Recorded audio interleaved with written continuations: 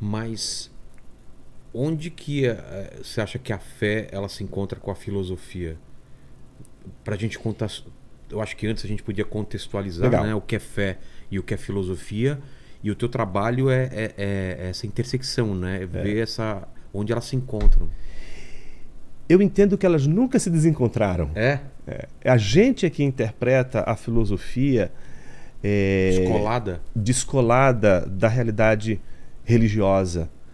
Vilela, qualquer estudante de filosofia sabe que a filosofia nasceu de um contexto, de um entrave, de uma luta com a religiosidade, mas que de alguma forma, mesmo se descolando de uma visão mitopoética, que é aquela visão mítica, religiosa, que explica, não é, a origem do universo, Sim. a vida após a morte, mas por revelações dos deuses, né? Como os filósofos diziam. Mas que agora eles não querem esse tipo de explicação, eles querem uma explicação que seja resultado da própria racionalidade.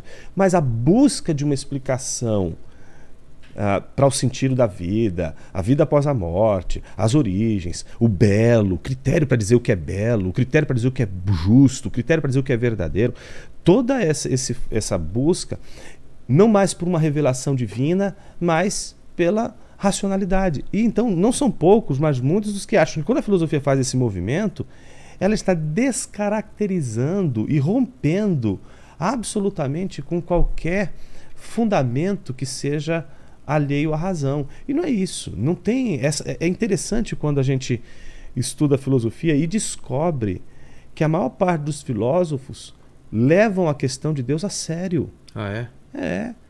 Não, veja. Faz parte do pensamento deles. Exato. Aliás, quando eu entrei na faculdade de filosofia, eu já tinha feito teologia. E eu estava seguindo um caminho num contexto em que a teologia que eu ia estudar para pós-graduação era uma teologia que já era extremamente racionalista. Extremamente racionalista, né? Então, muito adequada a uma visão positivista, cientificista, e não combinava com a ideia, por exemplo, do livro Inteligência Humilhada. Era uma outra realidade. E cargas d'água, não consegui fazer a pós-graduação, porque na época o curso de teologia não era reconhecido pelo MEC. Então não tinha condições de progredir no mestrado. Eu falei, pô, você tem que fazer uma outra faculdade. E eu resolvi fazer filosofia. E foi tão interessante porque no ambiente desse contexto de pós-graduação em temas teológicos, mas racionalistas, céticos, não é? A fé simples era polarizada. Então essa visão de que a filosofia é separada da fé, razão e fé estão muito longe uma da outra, elas não se relacionam, era defendida assim com muita clareza, Lá dentro mesmo? nesse contexto. É? Aí, no contexto da filosofia, eu me surpreendi, porque na primeira aula, era uma aula de lógica, um professor querido, amigo, ele ia ensinar lógica a partir de Gödel, os paradoxos de Gödel, aquela coisa toda. E o Gödel ele tem uma reflexão muito interessante sobre Deus. E ele começa a aula dizendo assim, se vocês pensam que nesse curso de filosofia Deus não será um problema para a gente, será, e será um problema sério, nós vamos encarar com toda a reverência que esse tema exige. Aí eu falei, opa, alguma coisa está errada. Me explicaram a filosofia de uma maneira diferente. E é claro, Vilela, você vai encontrar estudiosos da filosofia que vão sim opor fé à razão, vão criar esse tipo de eu sempre vi esse atrito entre as duas coisas quando eu vejo filósofos e falando sobre religião de coisas que não se... água e óleo, que não se combinam. Né? Exato. E isso é comum. Eu não estou dizendo que isso não seja comum. O que eu estou questionando é que ela seja uma visão absoluta. Entendi. Que ela seja... Existem várias formas de se pensar a filosofia e uma delas é a relação. É a relação. E tanto é que tem um pensador que eu gosto demais, chama-se Wolfhard Pannenberg, ele é um alemão, já falecido, mas ele apresentou num texto chamado Filosofia e Teologia, não é, um esforço para apresentar convergências. Ele mostra que na história, ele fez um estudo histórico, ele não está dizendo assim, olha, eu acho isso, eu acho que teologia e filosofia tem esse tipo de relação, A, B, C, D. Não, ele está dizendo, eu estudei a história da filosofia e da teologia, da relação entre essas duas competências. E eu percebi que ao longo da história ele vai, não é, a partir da historiografia, ele é um historiador também, ele vai pontuando as possíveis relações. Ele observa que há momentos em que filosofia e teologia são exatamente a mesma coisa. Que momento é isso, por exemplo? Por exemplo, Aristóteles. É? É. Imagina que a principal obra de Aristóteles, chamada de Metafísica, ela é justamente uma identificação da filosofia primeira com a teologia. Óbvio que não a teologia como entendida pelo cristianismo. A palavra teologia, ela é anterior ao cristianismo. Ela já está presente entre os gregos, está presente em Homero, está presente em Platão. Eles é que vão cunhar esse termo. Aliás, os primeiros cristãos rejeitavam, os pais, né, sobretudo os apologistas, rejeitavam serem chamados de teólogos. Por quê? Porque teólogo para eles, naquele contexto, né, do 2º século principalmente, remete ainda à figura, né, de uma visão de mundo dependente da revelação unicamente. Então aquela ideia dos mitos. Sim. Então tá pensando mais nos aedos, né, nos poetas arcaicos da Grécia Antiga, com toda a sua visão divinatória, aquela coisa toda. Então eles não querem confundir isso, e por isso eles chamam, não é, o pensamento deles de filosofia cristã. É depois, é 6º, 7º século que a gente vai ter a consolidação. Eles chamam de filosofia cristã. Exato. Em vez de Exato. É depois, 6º, 7º século, que você vai ter um uso mais peculiar da teologia, sobretudo com um pensador curiosíssimo que é chamado Pseudo-Dionísio. A gente chama de Pseudo-Dionísio. Isso a gente só chama depois, né, de 1400 e bolinha, quando Lorenzo Valla, que era uma espécie de investigador da Idade Média, analisou os textos do suposto Dionísio Areopagita, que era aquela figura lá de Atos, quando Paulo está em Atenas, na Grécia, e falando com os filósofos epicuristas e estoicos. Ele está ali ouvindo os filósofos epicuristas e estoicos. Depois de ouvir as falas de Paulo, olha, estava interessante no início, mas agora vamos ouvir sobre isso numa outra ocasião. E vão embora, não é? Julgando que aquilo que Paulo falou era um grande absurdo, etc. Enquanto isso, Dionísio Areopagita, que estava ali ouvindo a fala de Paulo, foi convertido pela palavra de Paulo, né? Teve uma conversão ali. Então, o que aconteceu? Na Idade Média, né, isso aconteceu no 6º, 7º século, um autor sírio, né, é o que a gente sabe, né, de acordo, né, parece que era um autor sírio, ele tinha que tomar uma grande decisão. Escrever um texto e assinar com o seu próprio nome, e ninguém lê, porque não vai ser autoridade.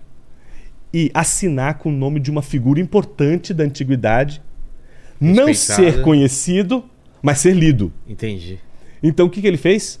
Não assinou com o seu nome, assinou com o nome de Dionísio Areopagita. E ao longo da história, pensa, a Idade Média inteira, Tomás de Aquino, um dos autores mais citados por Tomás de Aquino, acreditando que se tratava do Dionísio Areopagita. É Lorenzo Valla, só no século XV, que vai fazer um trabalho de pesquisa e vai dizer assim: cara, não pode ser, esse autor aqui nunca que foi o Dionísio. E aí ele é descoberto depois. Mas veja, no 6º, 7º século ele produz o primeiro tratado de teologia que vai determinar mais o sentido de teologia como a gente entende hoje. Vai escrever um tratado de teologia apofática, que é teologia negativa, teologia simbólica, os nomes divinos. Ele vai escrever uma série de obras e vai dar origem ao entendimento de teologia mais ou menos como a gente entende hoje. Antes, né, mesmo antes dele, Boécio, os pais da igreja, teologia ela tinha era vista de uma outra maneira. Tá? Então a gente tem que fazer essa discussão. Então esse autor que eu estou te falando, o alemão, ele analisando toda a história, ele disse assim: existe um momento da história em que teologia e filosofia são idênticas. Existe um momento da história em que filosofia e teologia são antagônicas. Elas não se encontram. E existe um momento da história em que a teologia, não é, de alguma forma torna a relação da filosofia com ela uma relação servil. Então pensa lá, ainda no contexto da Idade Média, uma defesa de que a filosofia seria anquila theologiae, né, uma espécie de serva da teologia. Né? Então a filosofia teria um papel mais de serviço à teologia, dando à teologia aquilo que a teologia precisa para poder continuar fazendo os seus trabalhos racionais. Mas de maneira prática, como que era o que era usado da filosofia? Pensa, usando a lógica, né? Eles estão trabalhando com o material lógico que eles possuíam na época, sobretudo Porfírio, que é, do ponto de vista do pensamento lógico, é hegemônica a sua presença nesse contexto. Ele está falando desse serviço que a história da filosofia foi, dentro dessas disciplinas importantes, né? Contribuindo para o progresso da teologia. Isso é tão interessante que a imagem, alguns dizem que não era bem assim, né? Você vai ter aí alguma divergência, né? Mas quem é o autor que a tradição considera ser aquele que deu a ideia de que a filosofia era serva da teologia, né? É Pedro Damião. Esse autor, ele havia comparado a filosofia como uma serva, e a teologia, o que teria feito com ela? Teria cortado as suas unhas, os seus cabelos, que representa a vaidade da filosofia, o orgulho, e tornado ela agora uma serva que vem antes. Então a teologia vai caminhando e a filosofia vai segurando a cauda da teologia. Essa é a imagem que ele oferece. Vem atrás. Exato. Então, veja, nesse sentido, a gente teve a relação teologia e filosofia são a mesma coisa, são nomes distintos para uma mesma coisa. Dali a pouco, um outro movimento diz, não. São nomes distintos para duas coisas distintas. Fé é uma coisa, razão é outra. Uma outra relação, existe razão e fé e não dá para colocar as duas em pé de igualdade. A fé está acima e a razão serve à fé. Na modernidade, Kant, que é um autor importante, filósofo alemão, né, é ele que vai recolocar a questão da relação entre fé e razão, filosofia e teologia, numa outra metáfora. Ele vai, obviamente, recorrer a essa metáfora do Pedro Damião, né, da teologia da filosofia como serva da teologia, e vai dizer assim, olha, agora mudou. Agora a filosofia não fica mais atrás, segurando a cauda da teologia, porque a teologia é cega, enquanto cega ela não consegue enxergar o que está na frente dela. Não é? Ou seja, não só porque ela é... Aliás, não é a questão dela ser cega. A ideia de que a teologia ela está caminhando no meio das trevas. Então pensa a Idade Média como aquela visão iluminista da Idade Média, né? Como a Idade das Trevas. Sim. E a razão, a filosofia agora se posiciona não mais atrás, segurando a cauda da teologia, mas agora ela se coloca à frente com uma lâmpada iluminando o caminho para que a teologia não tropece. Ou seja, agora a teologia precisa se submeter à filosofia, porque no meio dessa escuridão da ignorância que o iluminismo considerava ser a Idade Média, ela precisa agora da luz da razão filosófica para poder trilhar o seu caminho. Então aí o Parnapier oferece para a gente uma quarta possibilidade de relação entre filosofia e teologia, que foi uma relação típica e que até hoje parece ser uma relação quase que assumida como a única possível entre teologia e filosofia. Ou a filosofia guia os passos da teologia, ou então a teologia vai ficar falando aquelas coisas doidas de gente que anda por sobre as águas, que abre o mar vermelho, né? E aquelas coisas que você, num ambiente cientificista, você vai dizer, não, isso aí não é possível de ter acontecido. Né? Porque o que acontece é aquilo que pode ser repetido, aquilo que você pode comprovar, mas aquilo que é sui generis não pode ser objeto de ciência. Então você tem aí um movimento... Mas é estranho, né? Porque a filosofia trabalha com coisas que são difíceis de medir. Ideias, sim, emoções, sim, pensamento. Quando o Platão fala sobre o mundo das ideias, aquilo é uma coisa totalmente impalpável, é uma ideia que beira... É uma coisa mítica, uma coisa de religião. O próprio Platão disse que a ideia a gente não vê. É, exatamente. A gente não vê com os olhos. Uma ideia você intelige. Então você é estranho a filosofia querer provas de alguma coisa se ela trabalha com ideias impalpáveis. Eu acho que a ciência dessa de você repetir o processo e achar essas coisas caminha de um lado, e a filosofia serviria para outra coisa, para expandir a nossa cabeça para além daquilo. Por isso que eu estou dizendo para você que essa perspectiva de antagonismo da filosofia, a teologia, ficou para trás. Ela é muito mais próxima da gente.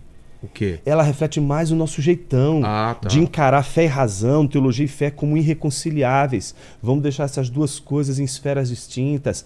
Ou você tem fé ou você tem inteligência. Você não pode ter fé e inteligência ao mesmo tempo. Essas coisas são irreconciliáveis. Isso eu sinto na pele, assim, né? Pelo fato de que, por exemplo, em várias áreas, você ser ateu, você ganha um nível de respeitabilidade muito maior, porque você fala, você é cristão mesmo. Não, mas só que você não vai na igreja, você não é praticante, né? Como se isso fosse uma coisa menor mesmo, assim, tipo, não é possível que você acredita nessas coisas. Por isso que eu estou te dizendo que quando você faz um estudo real da história da filosofia, aí você fala, peraí, a gente está dando a Deus para uma questão como, por exemplo, Deus, de uma maneira muito ligeira. Como se a questão Deus não fosse uma questão importante para a própria filosofia. Como se a razão,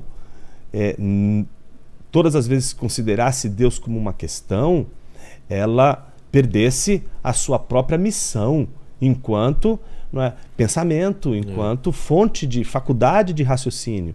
E é isso que eu acho que a gente precisa repensar, e foi por isso que eu escrevi aquele livro, para mostrar que a gente tem dois caminhos que me parecem ser muito claros hoje. E os dois, a meu ver, Vilela, não sei se você concorda com isso, mas para mim, os dois, eles não são, a meu ver, bons caminhos. Se você escolhe uma fé cega, uma fé sem razão, você não consegue justificar por que você pensa. Se você escolhe um caminho do outro lado, dizendo, não, eu vou trabalhar só com raciocínio, você não consegue lidar com questões que extrapolam o seu raciocínio, não porque elas são misteriosas, entende? Nos dois casos você está se limitando. Exato! Veja, quando você diz que algo é um mistério, essa coisa do mistério, o Leibniz fazia isso de maneira muito interessante, num livro chamado Teodiceia, né, que ele vai trabalhar a questão do mal. Ele vai dizer o seguinte, existem duas concepções de mistério. Uma concepção de mistério é aquela que o sujeito recorre a ela quando ele ignora.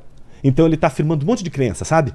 Então ele, na verdade, é um fideísta. E o que é um fideísta? Alguém que diz que a única coisa que deve pautar o seu conhecimento é a fé, e a razão deve estar fora desse movimento último. Né?